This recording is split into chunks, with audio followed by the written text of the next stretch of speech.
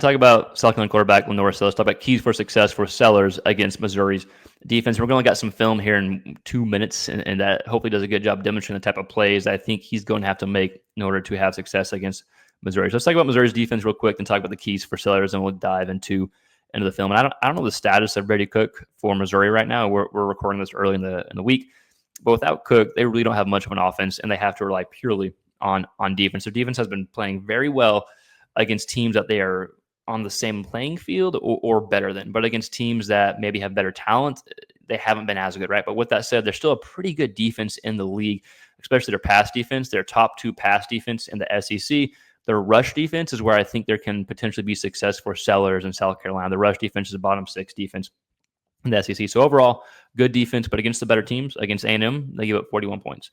Against Bama, they gave up 34, right? They look good against Auburn. They look good against OU, even Vandy for the most part. And then their non-conference schedule, they look good as well. But I think there's opportunity for South Carolina against Mizzou and against the run game. So let's talk about Sellers. Let's talk about the keys real quick. I got 3 main keys, but the first key starts off with his legs. I think this is the main key, and this hasn't been the case in previous weeks for me for Sellers. Yes, his legs is part of his game, but you've seen his passing develop. You've seen him doing well against the blitz. This past week he was 6-6 against the blitz for like 70-something yards and a touchdown, right? Against A&M, he was outstanding against the blitz. You've seen him develop as a passer, but I think this game, getting the run game going, especially from Sellers, can really help open up the pass game, help up some explosive plays against Missouri's defense, right? So I want to see some design runs. I want to see Sellers break containment, go off script, throwing the ball and running the ball. And then I think getting some play action is kind of key number 2, throwing off of the run game being the center of your attack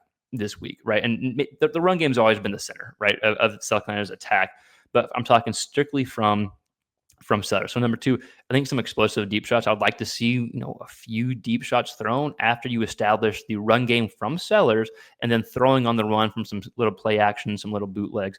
So I do think we can see some explosive shots. But even with that said, Sellers last week, without using play action, was 10 of 12 for $166 and 2 touchdowns. I think that showed a ton of improvement and a ton of ability as just a straight drop back passer. So I still want to see that as well against Mizzou. And then the last key, and this is going to sound real cliche, and I try to stay away from cliches. If you watch the channel, I try not to talk about the most obvious things, but just take care of the football against Mizzou, especially if Brady Cook isn't playing.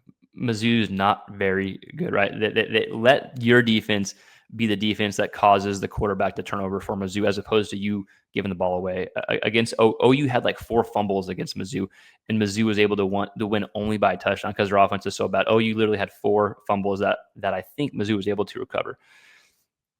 So with that said, just to recap before the film, I think centering the game around your legs. If you're LaNorris Sellers, we're going to look at 4 or 5 clips of Sellers and utilizing his legs, explosive shots, play action, and just straight drop back passing. And then cliche, but avoid turnovers, right? You got one of the best defenses in college football, and you're going up against an offense that hasn't been playing well as of late. So with that said, let's go ahead and dive into some of this film. It's broadcast footage, so I do apologize. It's not the best quality, but it does a good enough job getting the point across. So let's go ahead and check it out. The first few clips we're going to watch are going to be centered around Sellers' legs. We're going to watch a few runs, scrambles, design quarterback runs, and then some passing plays off of the run game. Again, I think the run game can be the center of the game plan for South Carolina this week. Not just Sellers running the ball, but getting Sanders involved as well. So first clip we're going to watch is a design run. It's that quarterback touch. It's the touchdown run from Sanders against A&M. 22-yard run here, just to design quarterback rollout here. Great job blocking. So I think getting Sellers comfortable, especially early in the game, can lead to some potential deep shots that we talked about at the beginning of the video that we want to take, right? But I think against Missouri's defense, I think this is how you attack and how you attack early. I think going on, I think using Sellers in the run game. So I want to see some design runs from Sellers, especially early on. I think that can help with not just the pass get Sanders involved and kind of establish the run game. I think can help open up the pass. Another clip of Sellers running the ball. This is a scramble against Oklahoma. This is right after OU's quarterback threw that interception at the beginning of the game. Or was it a fumble? Regardless, whatever it was. So this here, Oklahoma gets pressure. Sellers is able to break the pocket, break containment, and as a runner is able to scramble. So yes, Sellers being used as a runner from a design standpoint, but also scrambling. Like this is something that defenses can't really take into consideration as far as like game planning and as far as defending once he gets out. So I think Sellers being able to scramble is another way to run the ball here, right? And get some successful plays going. Okay, so those are the two running plays here. Let's go ahead and pause real quick. So again, Sellers as a runner, getting him involved on purpose, which usually, even with athletic quarterbacks, I like to limit that. But I think against Missouri, I think it matches up really well. So as a runner, getting some design runs going, and then as a just going off script as an athlete, like breaking the pocket and running the ball. Then, of course, on to the next key, which is still designed around his legs. It's the ability to break containment, break pressure, avoid pressure, break a tackle, and then that deep throw here. I have this saved as like just Sellers beast mode clip when I was breaking this down. So against Vandy, and anyone that's watched our film breakdown has seen this. This is almost all 22-ish, right? Not exactly, but it's a good view here. We can see the whole field, and the receiver comes from over here to get open, right? Am I tripping, or is it this receiver here? We'll find out in just 1 second. But Sellers breaking the tackle here, able to roll out here, and it's going to be this receiver here, able to take off. Then Sellers gets his eyes downfield. And someone commented on this when we did the breakdown against Vandy, and just commented how Sellers was able to throw without really stopping, right? Continuing on the run, which you saw right there. If I go back like a split second, you see him continuing to run and throw without even setting up like a throwing motion per se, which is pretty impressive. Then hits his open receiver here, right? So again, this is kind of like a freak play where you're breaking a tackle like this. But against Mizzou, and right now for Sellers' game, it's always going to be part of it. Like we saw him break a tackle in A&M, we saw him break tackles against OU and throwing the run, so it's always going to be part of his game.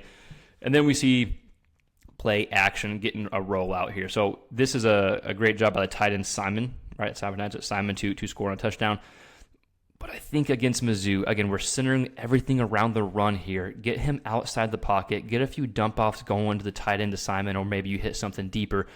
But all this stuff that we're showing so far is like underneath stuff besides the clip we just watched, which was a breakdown which was just a breakdown going off script. So I think all this underneath, lack of better terms, type plays can lead to deeper plays, which we're going to watch here in a second. But I think you can, early on in the game, get Sellers going off in the run game. He can utilize his ability as a scrambler throwing off script and running off script, and then design rollouts. It doesn't even have to be successful long touchdowns like this, right? This play was largely because this guy was just a better athlete and a better player than A&M at the time. But I think those plays can help set up plays like we're going to watch here. So we'll go 2 more plays. And now we're going off just straight play action. Again, we talked about Sellers only has thrown off play action 25-ish% of the time. At least that was a stat going into the Vandy game. But there is some opportunity for play action, especially I think against Mizzou, especially if you get the run game going with Sanders and with Sellers. Now, this is going to get defenders out of position. I think Simon catches this ball too. But the threat of the run game, the threat of this little option play here, has these DBs, has these defenders in a suboptimal position, just to put it frank, just to be nice about it. And they have no chance of covering Simon. Either eyes are here, and it's a deep touchdown against OU here for Sellers. So going deep off play action, I think, can be the recipe for some explosive plays. Now, you didn't use play action much last week against Vandy. We talked about Sellers was 10 of 12 for $166 and 2 tutties on straight drop back throws. Like that was really impressive for me and seeing in his development. And so let's go ahead and watch one of those clips, because I've been hammering the run game. I've been hammering some play action. I've been hammering getting Mizzou out of position, just because their rush defense isn't good and their pass defense is much better. But even with that said, I still think there's opportunity for Sellers to take some shots on quote-unquote normal passing plays, if you will, on straight dropbacks. Here's a touchdown to Simon. I'm just putting myself in the way. I apologize. Touchdown to Simon. Again, we talked about how good Sellers is against the blitz. Vandy blitz is here. Nicely placed ball there. Good read by Sellers, and also knowing that there is a blitzing player for Vandy, so the ball has to get out quick. So I know I've hammered play action. I know I've hammered Sellers in the run game, but I also think these type of plays where you're throwing the ball on straight drop back throws, where it's a throwing passing situation, even though this is 1st and 10, but say if it's a 3rd and 10, he has opportunity to make these type of throws, make these type of plays, even when the defense knows that it's coming. Again, I talked about Mizzou and their rush defense not being nearly as good. That's why I'm so heavy on Sellers in the run game this week. But the clip that we just watched, I think, is still something that you're going to have to use in your tool chest in this game against Mizzou. So South Carolina fans, I want to hear from you. We looked at 6 or 7 clips. Y'all know I'm heavy on the run game this week. I'm heavy on utilizing play action. I'm heavy utilizing plays off the run game. But let me know your thoughts in the comments below. What do you want to see from Sellers against Mizzou? What do you want to see from the team overall? Again, it's just a big SEC quarterback hub, so there's obviously special teams, defense, run game, a lot of other factors that go along into a game like this, but we're just talking the quarterback perspective. So as always, thanks for watching. Let me know your thoughts in the comments below. Like the video, share it if you think it's worth sharing, subscribe if you like this type of content, and sincerely, we thank you for watching. We'll see you next time. Peace.